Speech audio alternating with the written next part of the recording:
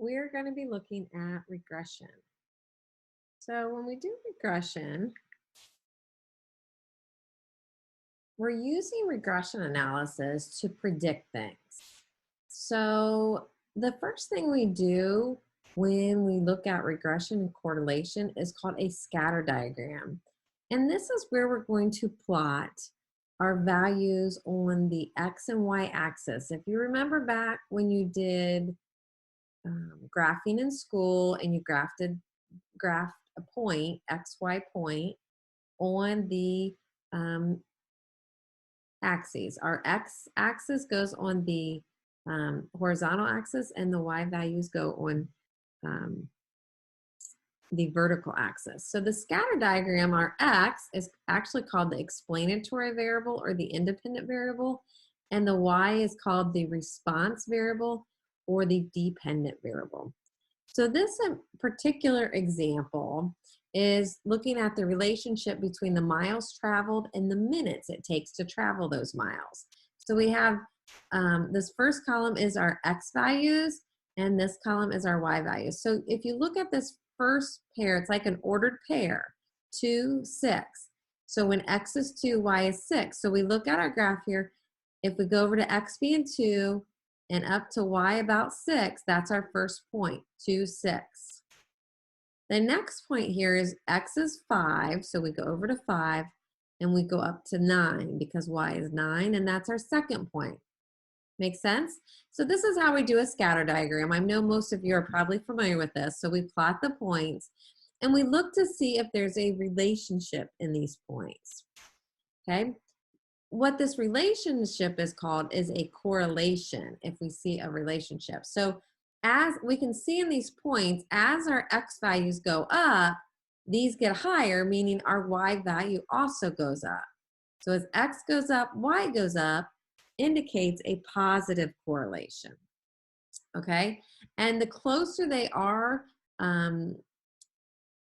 together, it is determined how we find that and whether we consider it a strong or weak correlation. So let's look at that here. Okay, so if we had a scatter plot that looks like a scatter diagram that looks like this is a pretty high linear correlation. Remember, in this section, we are looking at linear regression. So we are going to see, is it close to a line? So see how these are closer to line? These are a little bit more spread out. So this would be considered a moderate linear correlation. This one's a little more spread out. So we call this more of a low linear correlation. Okay, we do have a value that will actually measure the strength of that correlation, and that's called R. And I'll show you how to calculate that here in a second. But R falls anywhere between -1 and 1. And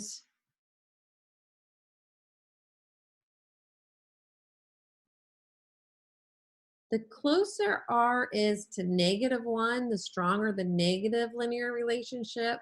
The closer it is to +1, the stronger the positive linear relationship. And then, of course, the closer it is to 0 would mean there's really not much of a linear relationship. It's also called the Pearson product moment correlation coefficient. So in case you see that in place of the correlation. So just looking at these pictures, if this was a scatter diagram, these are pretty close to a straight line, but this is as X goes up, these Y also goes up. So that makes this a positive correlation. Whereas on this picture, as X gets higher, goes to the right more, we don't go up as high. The Y values are getting lower. That means it's a negative correlation. So back when you did slope, intercept, form, and slope, remember the slope as X goes up, Y goes up is a positive slope or a positive correlation. This is indicating a negative slope or a negative correlation. And then, so this first picture here would be closer to 1, might be 0.9, 0.85. The second picture would be closer to -1, like 0.9 or I'm sorry, -0.9 or -0.85. Whereas this last picture would be closer to 0 because they're really kind of all over the place. Okay, makes sense so far? All right, so what would you expect? What kind of correlation would you expect with some of these variables? For example, height and weight.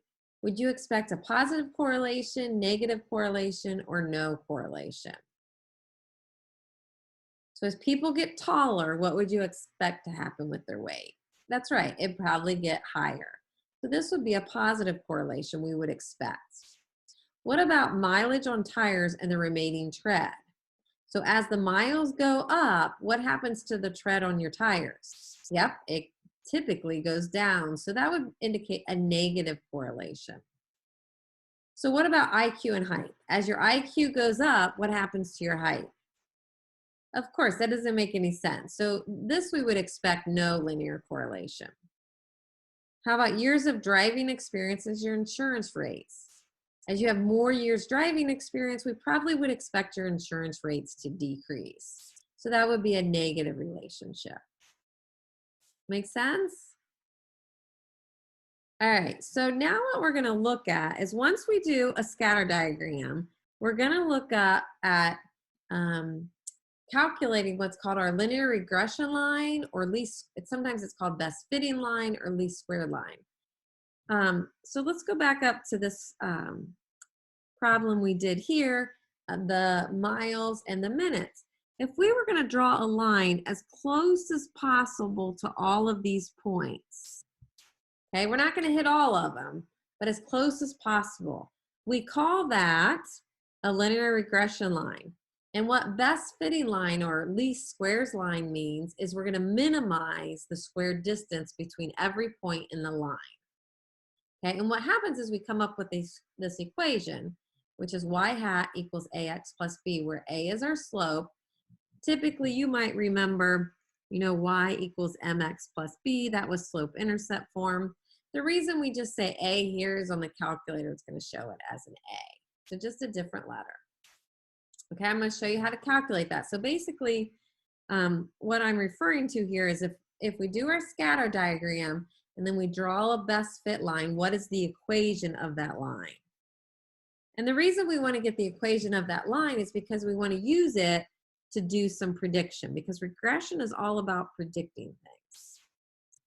Okay, so we also have, so there's two measures we have here. We talked a little bit about the correlation coefficient R. I'm going to show you how to get that on your calculator. The best fit line. We also have something called the coefficient of determination. This just explains the percent of variation in y by x. The remaining is unexplained. So for example, here, we're looking for the coefficient of determination, the percentage of variation in the minutes to get somewhere that is explained by the miles driven. So there could be other factors in the minutes it takes you to travel somewhere. For example, how many traffic lights are, if there's an accident, how many stops you take. There's other variations other than the miles. So basically what the coefficient of determination is doing is telling us the percent of variation in the minutes that is explained by the miles. All right, and then part E here is the prediction, and this is where we just substitute. So once we have that equation, we're going to substitute a value in to predict something. Two important things here is we have interpolation and extrapolation. Interpolation is predicting these values that are between my observed values of x. We have to be really careful with extrapolation. When we go beyond the observed values of x, other things can happen. And we're seeing that in some data today that they're kind of giving us on this pandemic that's happening. Okay, so let's look at an example here so you can understand how you're going to do these problems in your homework. So let X be per capita income in thousands of dollars.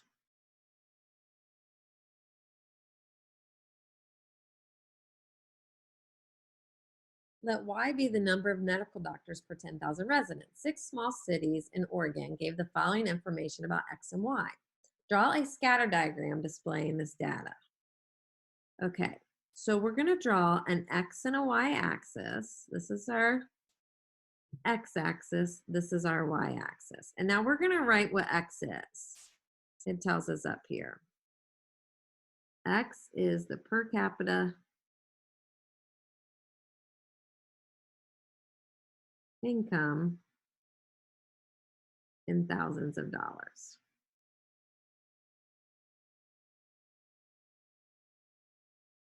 Okay. And then Y is number of medical doctors per 10,000 residents. All right, now we're going to plot these points. So in order to plot these points, I do have to have a scale. So 1, 2, 3, 4, 5, 7, 8, 9, 10, 11. Okay.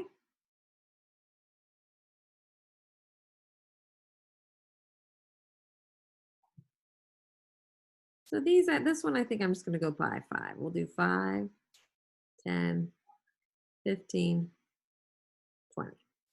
All right, so my first point right here, I think of it as an ordered pair, 8.6. So I go over to 8.6 about right here, and then I'm going to go up to 9.6. And I am just approximately, because I don't have graph paper here, right? All right, my next point then, 9.3, 18.5, I go over to 9.3 and go up to 18.5.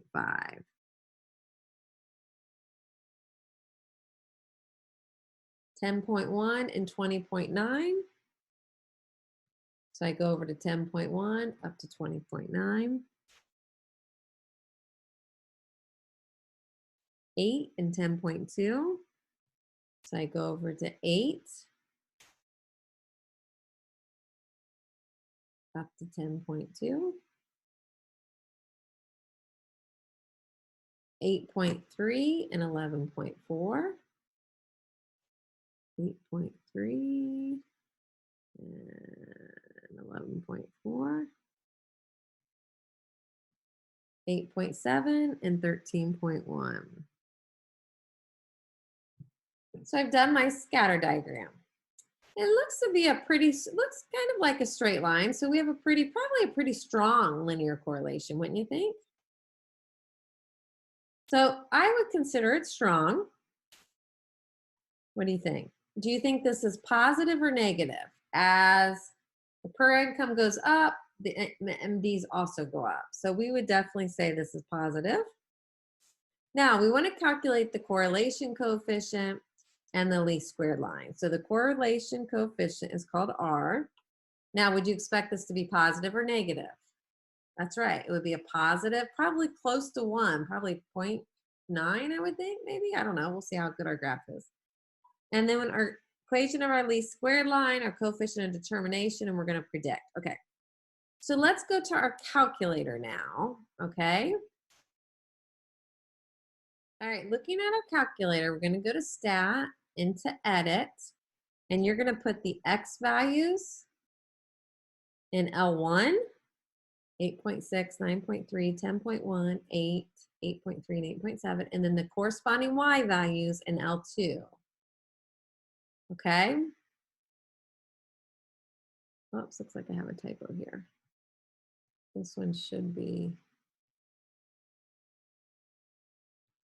sorry about that, 11.4. All right, now we're going to do second clip. We're going to go into Stat. We're going to go to Calc. Instead of going to Test, we're going to go to Calc. And you can see number 4 is linear regression AX plus B. There's another one down here and it flips the A and B. So I just tell my students always go to number 4. Then you know A is always the slope. Okay, my X is in L1. My Y's are in L2. If we wanted to store the equation so that we can look at it later, we can. You don't have to do this. So actually, we can. You can pick vars here, go over to Y. This part here you can skip if you want. But if you want to put Y1 in there, you can. Let's go ahead and hit calculate. Okay, so it gives us, this is going to be my equation, my least squared regression equation. Tells me my slope and tells me my y-intercept. Now, I also want this to give me the R, the correlation coefficient, and the R squared, the coefficient of determination. So the way I do that is I go into my settings.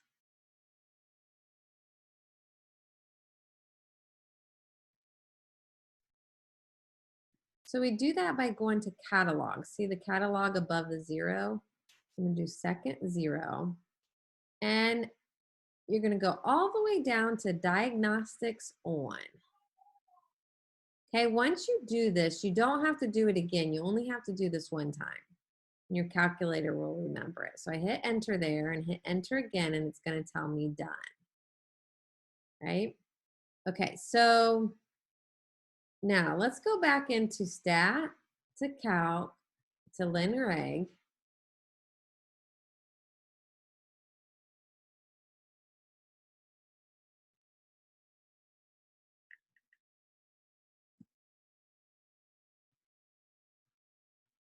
Okay, hit enter there. And let's just redo what we're doing here.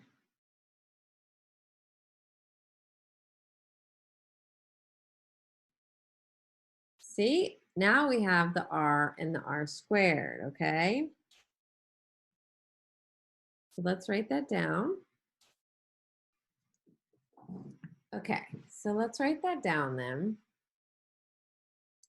We have R equals 0.9337, which we were right. It was pretty close to 1. Okay, and I'm going to go ahead, since we also have the R squared, and write that down here. R squared is 0.8718. And then let's go ahead and write our least squared equation. We use this hat because we're estimating. So we have y hat equals, and then instead of writing a, I'm going to put a in there. So I have 5.7564 x plus b, whoops. Our b is actually negative, so we're going to say minus 36.898. Okay, so that's our equation of least squared that we got from the calculator. And we're going to use that in the last part here to do a prediction. So find the value of the coefficient of determination. What percentage of it is explained by x? So what this means is 87, we just round the nearest percent, of the variation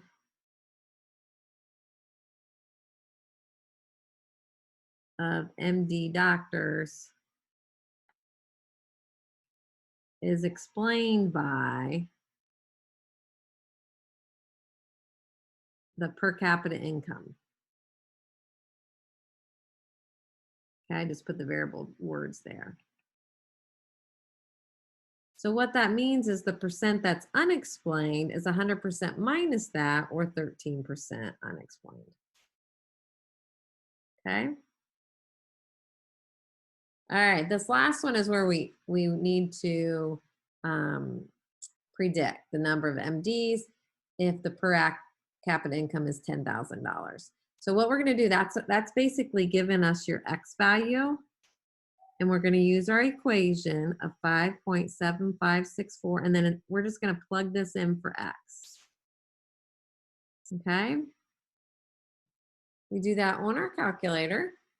So we do 5.7564 times 10.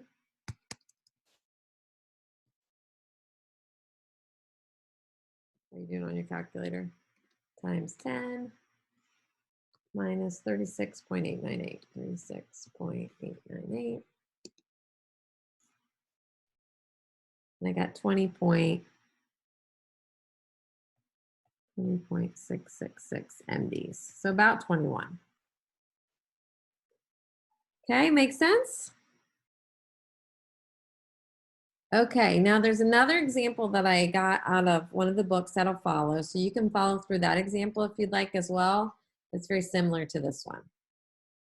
Let me know if you have any questions.